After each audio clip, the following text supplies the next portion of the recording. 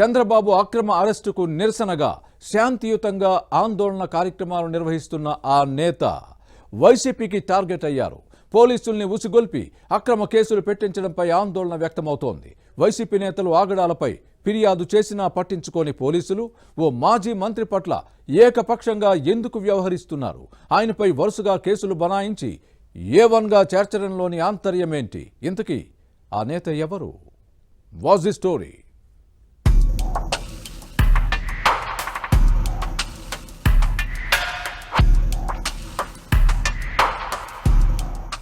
అనంతపురం జిల్లా రాయదుర్గం నియోజకవర్గం కర్ణాటక సరిహద్దుల్లో ఉన్న ప్రాంతం. ఇక్కడి పోలీసుల రూటే సెపరేట్.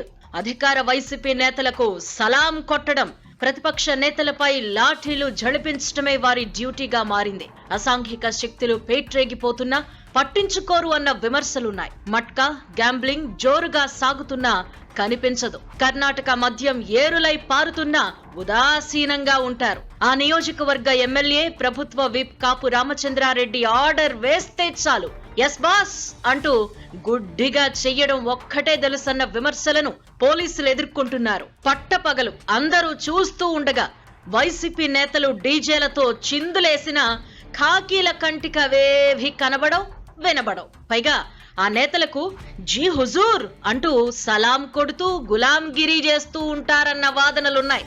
అదే ప్రతిపక్ష నేతలెవరైనా శాంతియుతంగా నిరసన తెలిపితే ఇక పోలీస్ స్టేషన్ మెట్లెక్కాల్సిందే, ఎఫ్ఐఆర్ నమోదు కావాల్సిందే. ఇక్కడ ఫిర్యాదు చేసేది, కేసులు గట్టేది కూడా పోలీసులే. ఏకపక్షంగా వ్యవహరిస్తున్న పోలీసుల తీరుపై టీడీపీ నేతలు మండిపడుతున్నారు. మాజీ మంత్రి కాలువ శ్రీనివాసులను పోలీసులు టార్గెట్ చేయడం వివాదాస్పదమవుతోంది.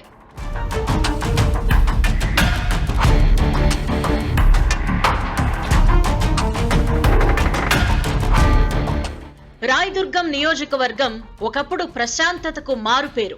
ఇక్కడ కక్షలు, కార్పణ్యాలు ఇతర ప్రాంతాల్లో మాదిరిగా ఉండేవి కావు. ఈ నియోజకవర్గ ప్రజలకు తెలిసిందల్లా రాజకీయం అనేది ఎన్నికల వరకు మాత్రమే. ఆ తరువాత ఒకరికి ఒకరు సఖ్యతతో మెలుగుతూ ఉండేవారు. అలాంటి నియోజకవర్గంలోనే వైసీపీ పుణ్యమా అంటూ గ్రామాన కక్షలు, కార్పణ్యాలు పెరిగాయి.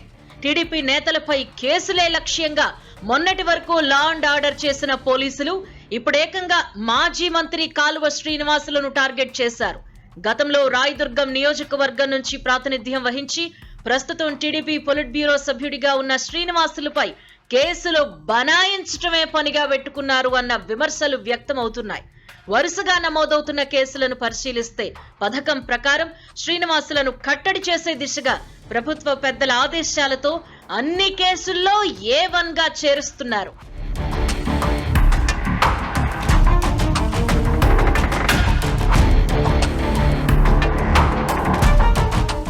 టీడీపీ అధినేత చంద్రబాబు అక్రమ అరెస్టును నిరసిస్తూ నియోజకవర్గ వ్యాప్తంగా ఆందోళన కార్యక్రమాలు జరుగుతున్నాయి. రాయదుర్గం నియోజకవర్గ వ్యాప్తంగా ఆ పార్టీ శ్రేణులు చేస్తున్న శాంతియుత నిరసన ర్యాలీలో కాలువ శ్రీనివాసులు పాల్గొన్నారు. దీనిని ఆధారంగా చేసుకుని పోలీసులు అన్ని కేసుల్లోనూ ఆయన్నే మొదటి నిందితుడిగా చేరుస్తున్నారు. చంద్రబాబుకు తోడుగా ఓ నియంతపై పోరాటం అంటూ నియోజకవర్గంలో అన్ని సామాజిక వర్గాలు ఆందోళన బాటపట్టాయి. బీసీలు, కురుబ, లింగాయతులు, రెడ్డి, కమ్మ సామాజిక వర్గాలు చంద్రబాబుకు సంఘీభావంగా శాంతియుత ర్యాలీ నిర్వహించడం పోలీసులకు ఆగ్రహం తెప్పించింది.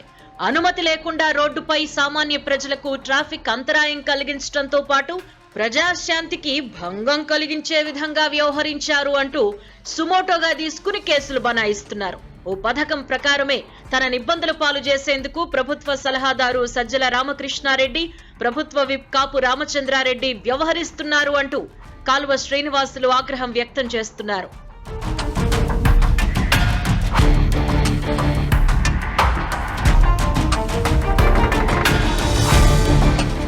టీడీపీ నేతల పట్ల వివక్షపూరితంగా వ్యవహరిస్తున్న పోలీసులు అధికార పార్టీ నేతల సేవలో తరించడం విమర్శలకు తావిస్తోంది. ప్రభుత్వ విప్ కాపు రామచంద్రారెడ్డి జన్మదిన వేడుకల పేరుతో 2 గంటలకు పైగా ట్రాఫిక్ జామ్ చేసి డీజేలతో నానా రభస చేసిన పోలీసులు ఏమాత్రం పట్టించుకోలేదు. రాయదుర్గం నియోజకవర్గంలో అమల్లో ఉన్న 30 పోలీస్ యాక్ట్ 144 సెక్షన్ను ప్రభుత్వ విప్ కాపు రామచంద్రారెడ్డి ఉల్లంఘించారని ఫిర్యాదు చేసినా ఏ మాత్రం పట్టించుకోవటం లేదు. టీడీపీ నేతలు చేస్తున్న శాంతియుత నిరసనలను సుమోటోగా తీసుకుని కేసులు నమోదు చేస్తున్న పోలీసులు వైసీపీ నేతల ఆగడాలపై ఫిర్యాదులు చేసిన బుట్ట దాఖలు చేస్తున్నారన్న విమర్శలున్నాయి.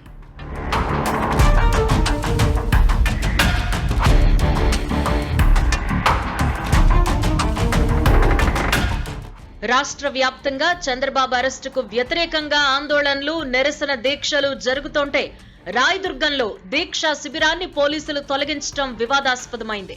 పార్టీ కార్యక్రమాలు జరపకుండా ప్రతిదాన్ని ఉద్దేశపూర్వకంగా అడ్డుకుంటున్నారు అన్న వాదనలున్నాయి.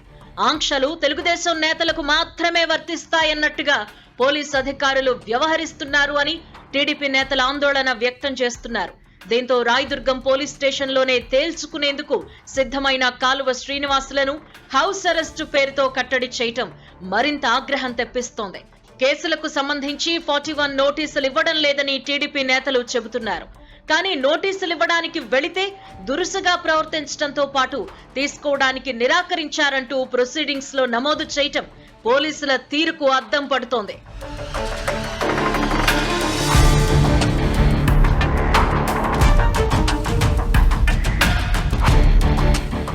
కాలువ శ్రీనివాసులపై నెల రోజుల్లో 6 కేసులు నమోదయ్యాయి.